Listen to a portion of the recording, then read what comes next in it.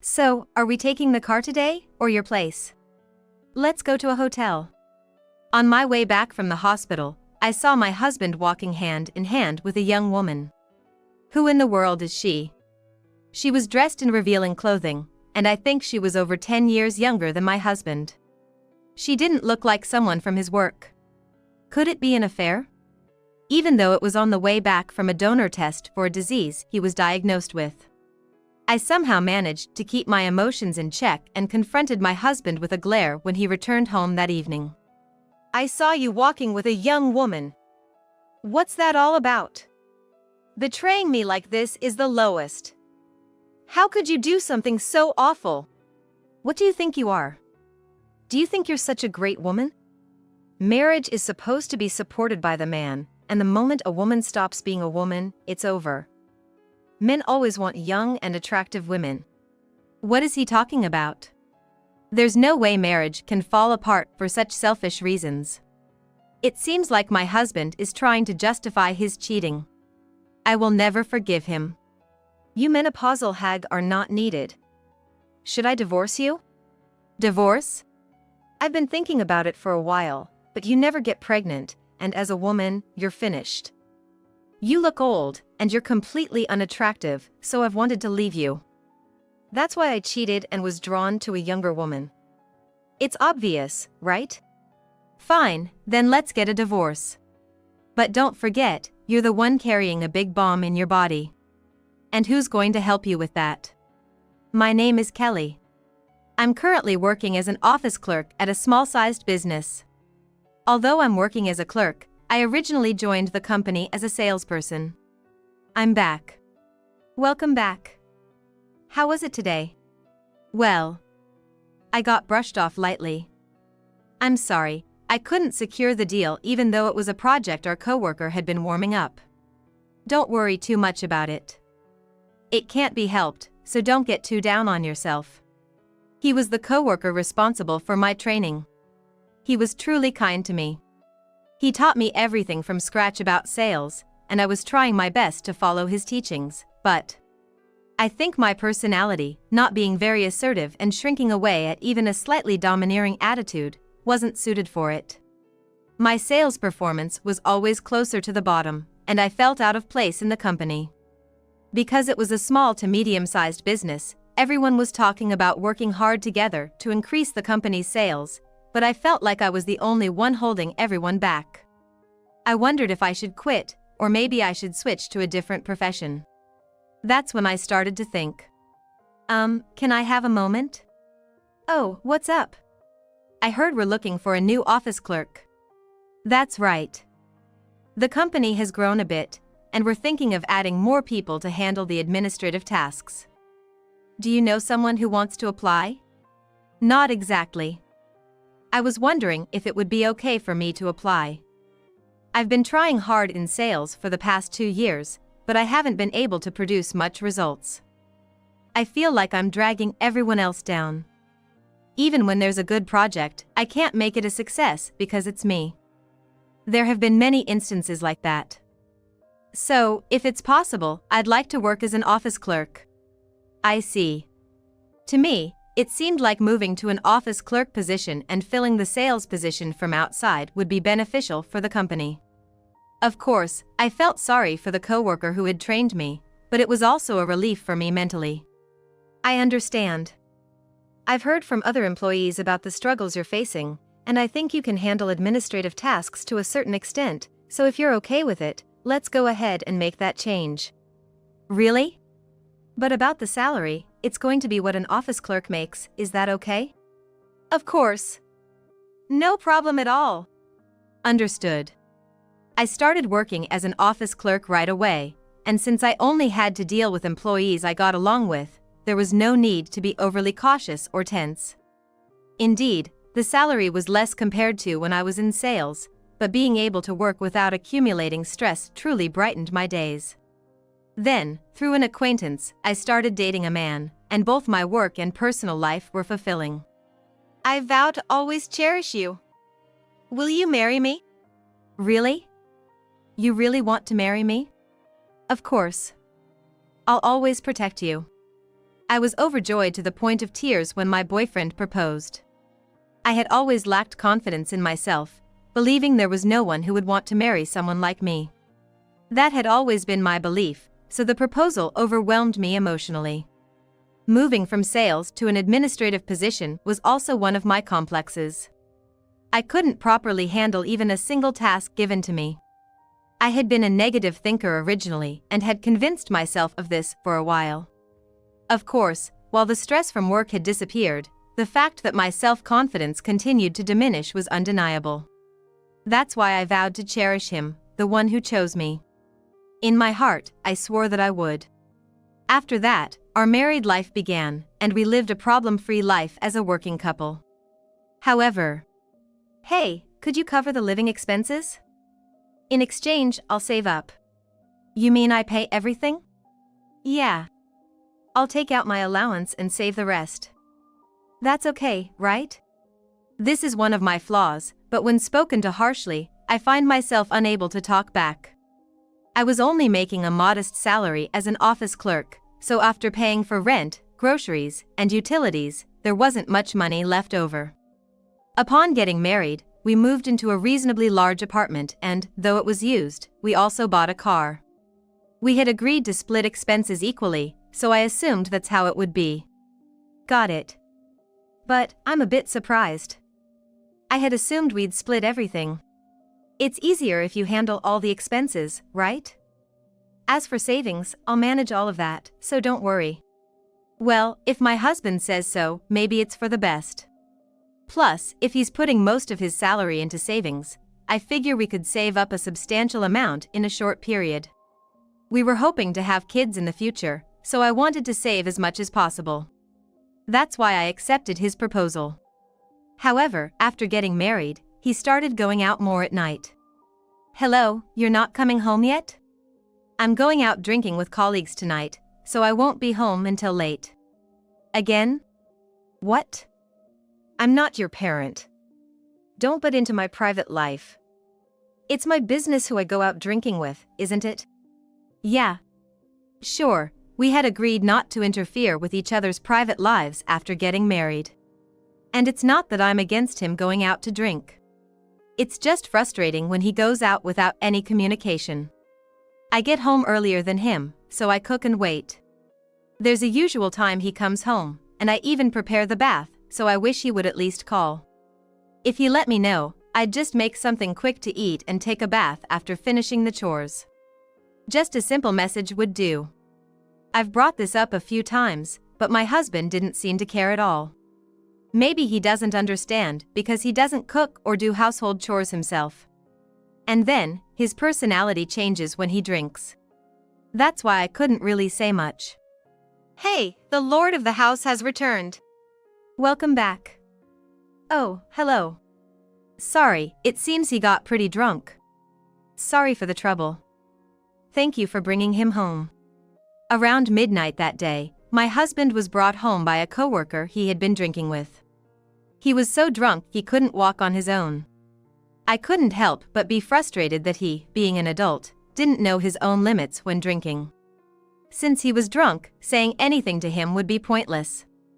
I thanked the coworker who brought him home and took my husband to bed. He fell asleep right away and around noon the next day. Hey, got any medicine? Medicine? For what? What? Obviously, for a hangover. Why do I have to spell it out? You should have prepared that, knowing I went drinking. Sorry, I'll go buy some right now. Make it quick, and be back in 10 minutes. What does he think I am? I sighed but went to the nearby pharmacy by bike without a complaint.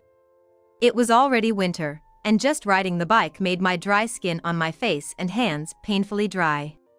If he's going to drink, he should buy his medicine beforehand. Why do I have to do this? As I went to buy it, I felt anger towards my husband bubbling up inside. I'm home. I got the medicine. You took your time. You're slow at everything. That's why you can only be an office clerk. Even though I went out of my way to buy it, not a single word of thanks. Can't even say thank you. I was truly appalled, but it's not like I was expecting anything from my husband. Well, someone who's used to bossing people around probably doesn't have gratitude in their vocabulary. So, he can't even say thank you. Well, it's not my problem. While complaining, my husband took the medicine from me, swallowed it, changed clothes, and then left the house. Going out again. It was his day off, so he can do whatever he wants, but I did wish he would help out with the chores a bit. I take care of everything during the weekdays, so it wouldn't hurt him to help out on the weekends. Even just one day, either Saturday or Sunday. But since we got married, my husband has never once helped out with the chores. Being the timid person I am, I thought I wanted a man who could take the lead initially. But now, thinking about it, he's just selfish and looks down on others. I was getting sick of these days, but then suddenly, one day. Can we talk? I have something important to tell you. Something important. Is it about work? No. It's about my illness.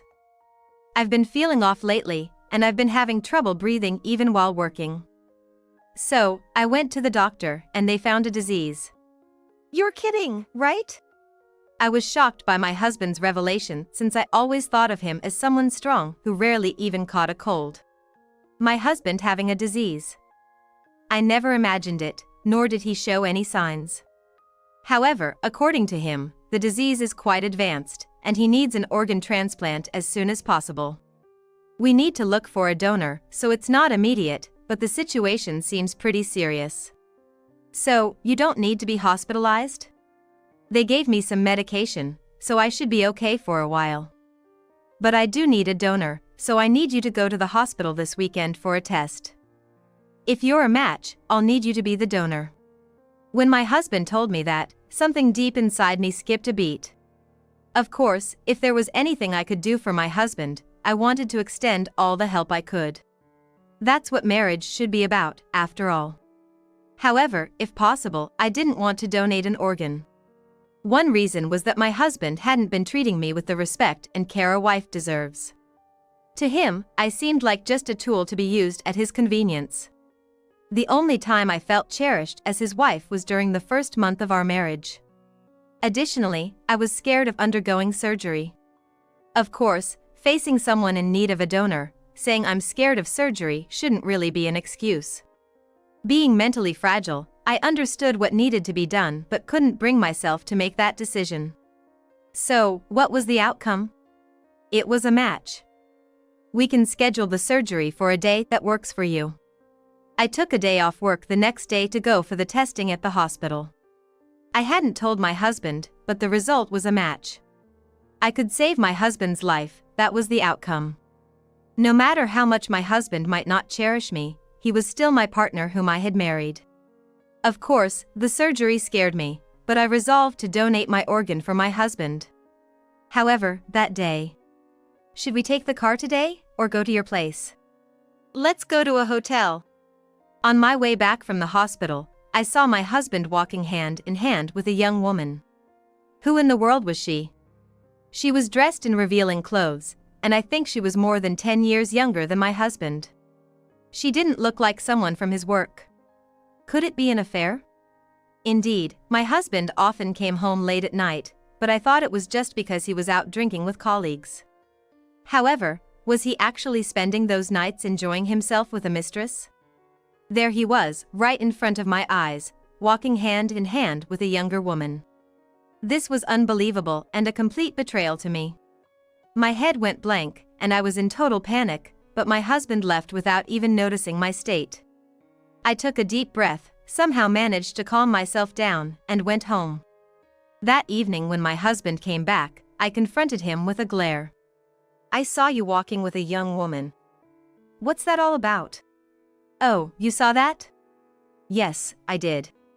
Betraying me like this is the lowest. How could you do something so awful?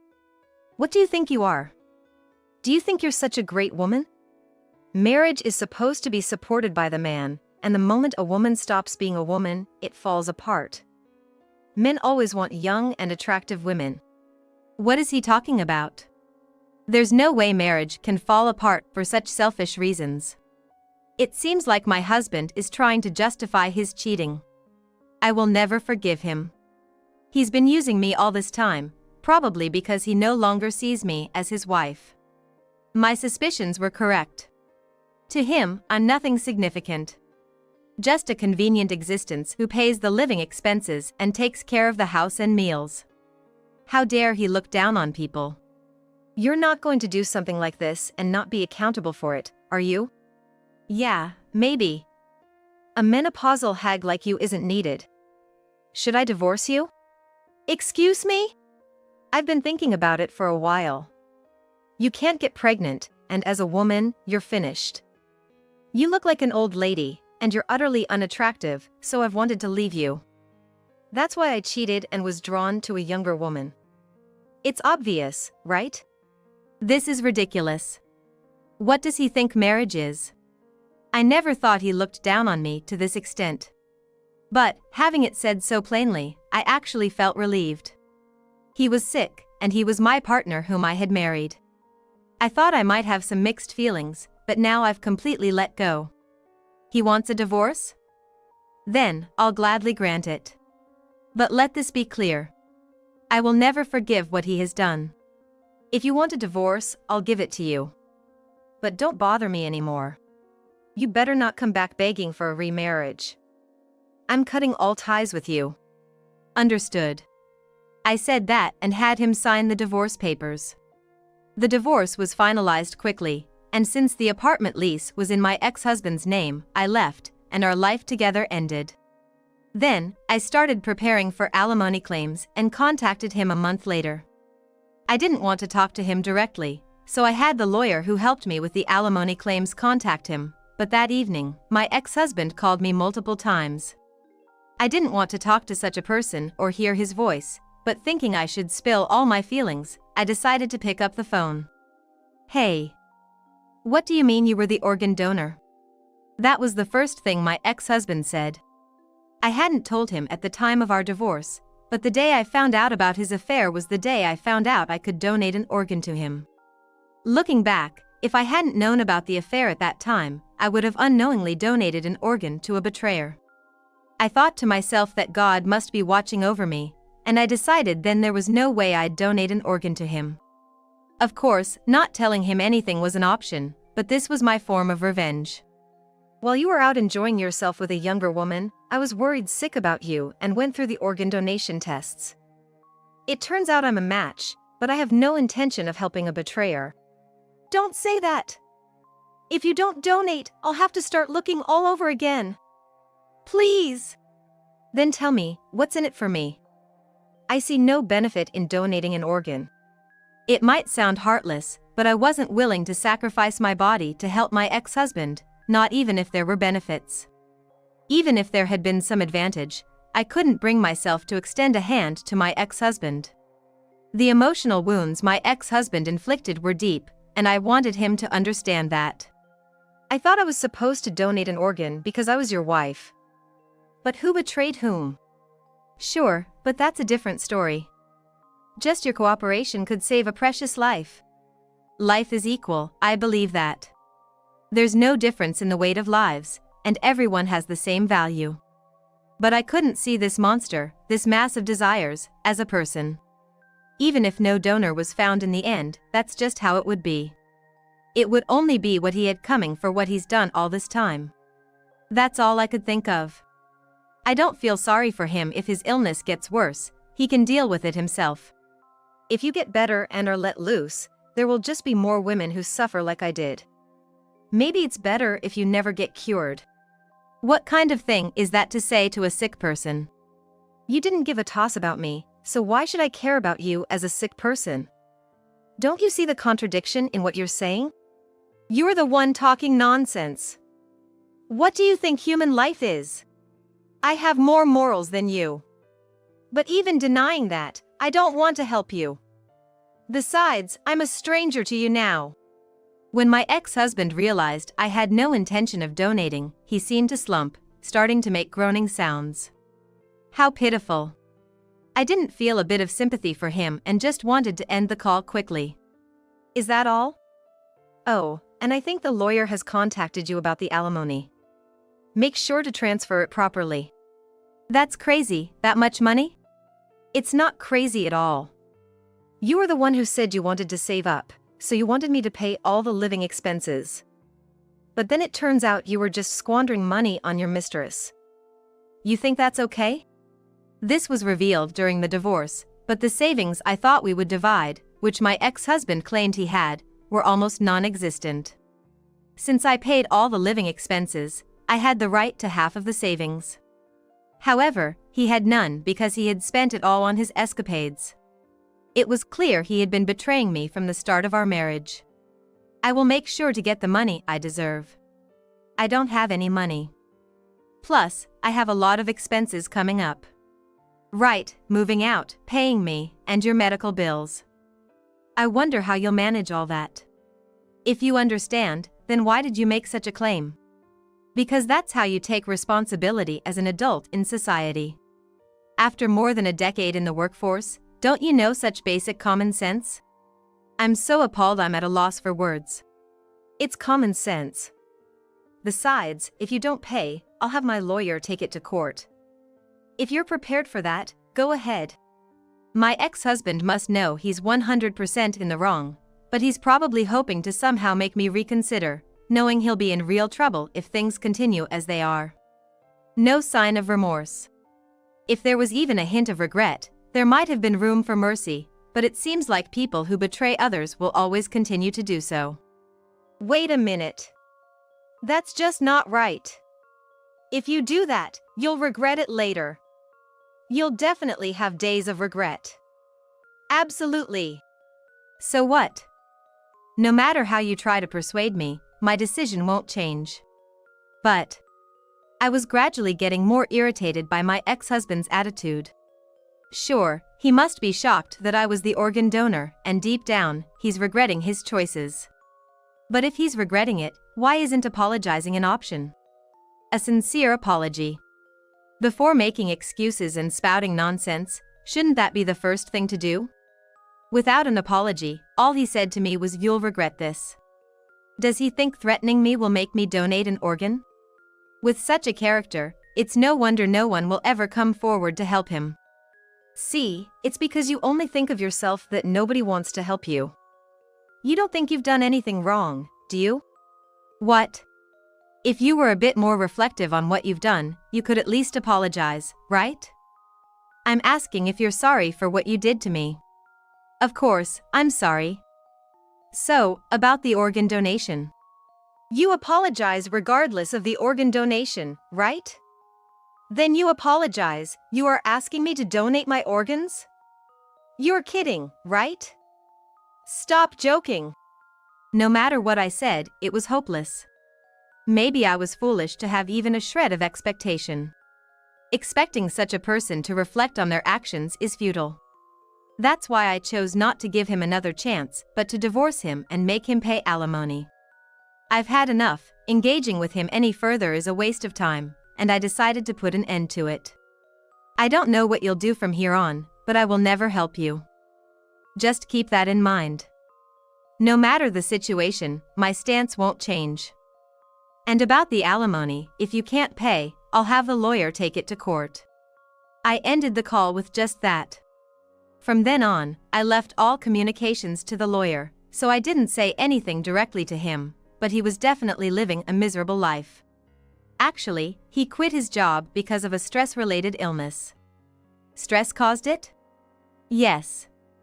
He was terrified of not finding someone to donate an organ. Of course, it doesn't seem like his life is in immediate danger, but the excessive stress did him in. I was surprised that such a shameless character could feel stress. If he could feel stress, he should have been more considerate of my feelings.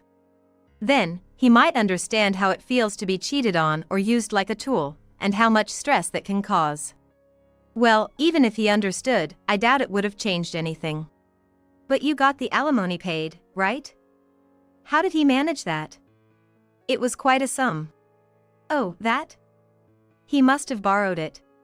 Borrowed? Yes. It seems he borrowed a significant amount from consumer finance and used that to pay. But now, he can't repay it and has been contacting everyone he knows for help. He even tried to contact me, but I ignored him. You ignored him? After all he did to you, my dear friend, using and betraying you like that. He deserves it. Not only is he not getting help from his friends, but now he's also fighting against loneliness on top of his illness. Well, this situation is entirely his own doing, and I think it's a hard lesson learned. If he can't even understand how despicable his actions were and how much trouble he caused me, then as a person, he's finished. Well, he's finished, and that's probably why no one is reaching out to help him. But maybe his affair partner would stand by him? Like a sole source of comfort? No, they've already split up. Really? Yeah, you haven't heard? That person was only after his money, it seems. Moved on to another man already. I was honestly surprised that even his affair partner had left him. But, thinking about it, it makes sense. My ex-husband spent most of his earnings on his affair partner. That means he was spending tens of thousands of dollars a month on her. For an affair partner, someone spending that much money on them every month is nothing but an easy mark. But once she realized she couldn't squeeze any more out of him, she disappeared. Seeing him treated this way made me wonder if he'd end up distrusting people, but if he did, in the end, it's all his fault. Well, since he used and deceived me for so long, if he gets deceived and used himself, he can hardly complain. He's done the same thing. That's right. Well, we don't know what will happen to him from here, but it's none of our business anyway. You're right, thinking any more about my ex-husband is pointless. I've completely forgotten about him and am enjoying my second life. As an office worker, my salary is still low, and it's not exactly a fulfilling job. But being needed and appreciated by my coworkers makes me feel that it's good to be doing this job. I still think about the organ donation situation from time to time. Even considering everything my ex-husband did, there will always be people who criticize my decision to refuse organ donation. Morally, it might be argued that my choice was wrong. But everything is the result of the choices he made, and I have no regrets about mine. Whatever suffering he endures from here on out is none of my concern. Let him continue to suffer for his sins, that's how I see it as his atonement. Marriage isn't just about paperwork. It's a declaration of intent to support and help each other no matter what. But someone who easily betrays that commitment will eventually be betrayed themselves, and what they've done will surely come back to them. To avoid becoming like my ex-husband, I plan to continue valuing the people and environment around me and live my life accordingly.